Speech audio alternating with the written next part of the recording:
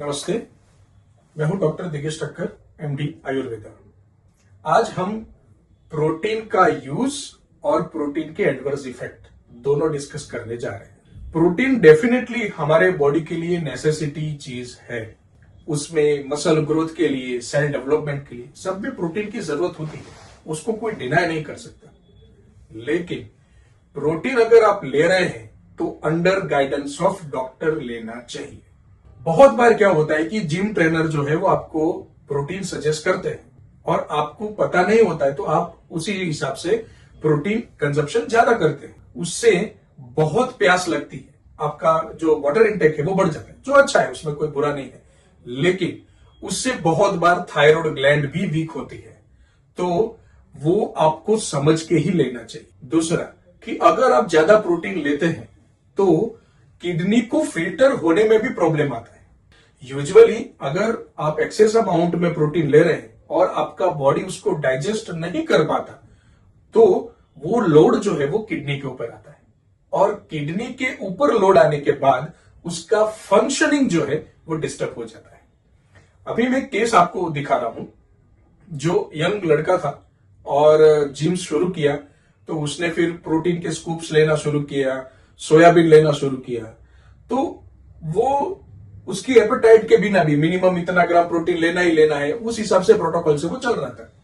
हालांकि प्रोटीन को डाइजेस्ट होने के लिए कार्बोहाइड्रेट की जरूरत होती है। आप सारा चीज गूगल पे भी सर्च कर सकते हैं। इसीलिए तो इंडियन थालीज में दाल के साथ राइस का कॉम्बिनेशन है। तो ये केस में ऐसा था कि वो एक्सेस अमाउंट में प्रोटीन ले रहा था और जिम जा रहा था, तो धीरे धीरे उसके पैर में सूजन आने लगा। तो उसके पेरेंट्स को लगा कि ये जनरलाइज सूजन लग रहा है, हो जाएगा, वो इतना ट्रैवल करके आ रहा है तो उसके कारण होगा। लेकिन कुछ टाइम बाद वो सूजन बढ़ने लगा। तो फिर उन्होंने बोला कि अभी डॉक्टर को दिखाना जरूरी है। तो उन्होंने फिर डॉक्टर को कंसल्ट किया और उसमें जब उन्होंने यूरिन टेस्ट और बाकी सारे जो टेस्ट कराए, ब्लड टेस्ट, उसमें सारे फिगर चेंजेस वाले आए, जिसमें माइक्रो एल्ब्यूमिन 5363 इतना हाई था। यूरिन में एल्ब्यूमिन आ रहा था और जो यूरिन है उसमें फ्रोदी आना, प्रोटीन जाना, ये सारे साइन उनको दिख रहे थे। तो इमीडिएटली थोड़े कंडीशन क्रिटिकल हो गया, क्योंकि इसके कारण हार्ट की एक्टिविटी भी बढ़ जाती है और थोड़े दूसरे सारे चेंजेस आने शुरू हो जाते हैं। तो फिर उन्होंने कंसल्ट किया और फिर असाइटिस डेवलप होना शुरू हो जाता है, यानी पानी भरना शुरू हो जाता है। तो कुछ प्रोटोकॉल ट्रीटमेंट कंडक्ट करना शुरू किया। तो जब वो हमारे पास आए तब उनका जो फिगर था वो 2486 यानी 2486 इतना एल्ब्यूमिन था। टॉर्सेमाइड नाम की एक मेडिसिन से उसका एक चीज ये कि वो कंटिन्यूअस लेने के बाद वो मतलब यूरिन के द्वारा वो स्वेलिंग कम होता है, लेकिन बहुत बार वो रिपीट भी आने के चांसेस रहते हैं। फिर जब वो हमारे पास आए तो हमने आयुर्वेदा के प्रोटोकॉल अप्लाई करना शुरू किया।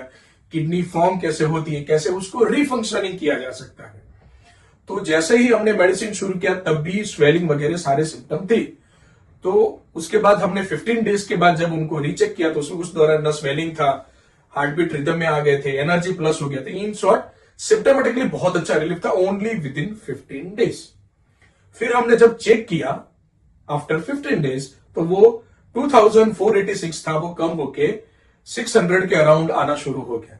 और फिर हमने वही मेडिसिन रिपीट किया तो वो ग्रेजुअली कम होके 128 एंड रेगुलेट होके वो नॉर्मलाइज हो गया। तो पॉइंट ये है कि आप अगर प्रोटीन इंटेक कर रहे हैं तो आपके एपेटाइट को देखिए, आपके डाइजेस्टिव पावर को देखिए, उस हिसाब से आप प्रोटीन कंजप्शन करिए।